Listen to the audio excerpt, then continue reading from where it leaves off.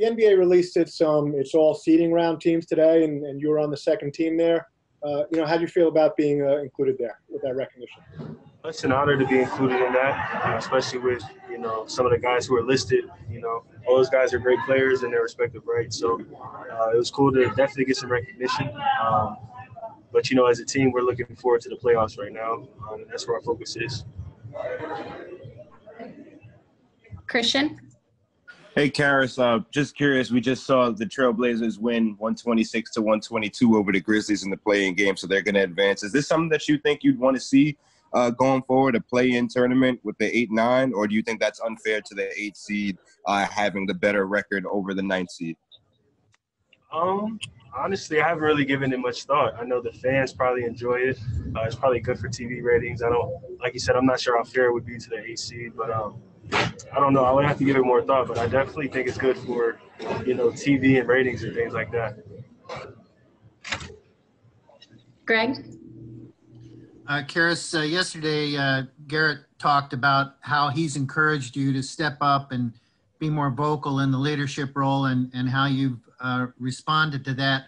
I'm just wondering if you've had any feedback from veterans like KD and Kyrie on your play so far in the bubble and what they're seeing from you. Yeah, actually, I talked to Kai yesterday. Yesterday morning, he called me. We just kind of talked about, the games and the playoffs coming up, just giving me encouragement, telling me to keep going, and he's watching all the games and things like that. So it's always good to hear from those guys. Obviously they've been in this position before, fighting for something. So I really cherish those conversations. Alex?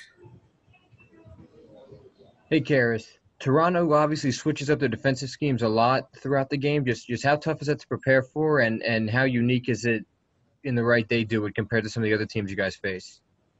Well, like you said, they're very unique in the way that they switch coverages. They have a lot of guys who can, guard different guys.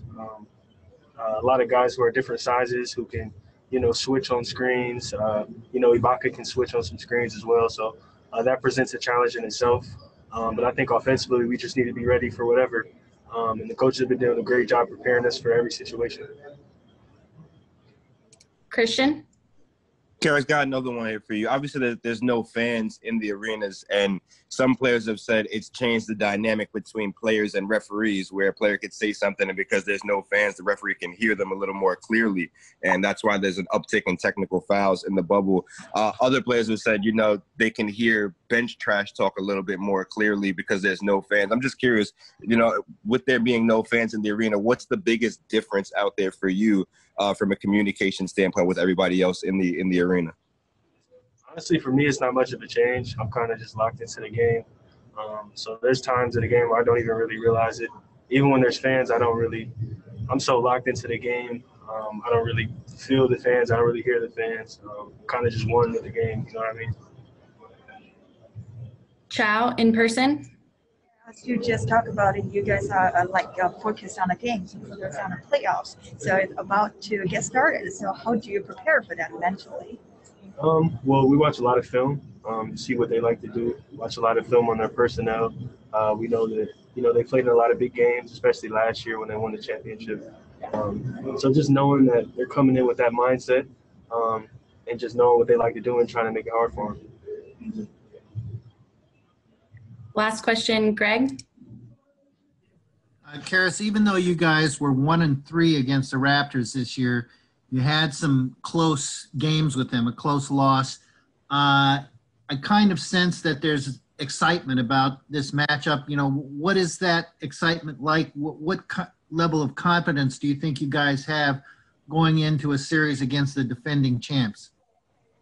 I think for us, just playing basketball in general, there's a level of excitement. There's a level of just knowing that, we earned our way to be here. We earned our chance to be here. So whoever we were going to be matched up against, I think you would feel that excitement. So for us, we're just trying to be as prepared as we can going into this matchup. We know that we have an uphill battle. We know that they're, like I said, the defending champs, but we're going in there knowing that, we like our chances against anybody, really.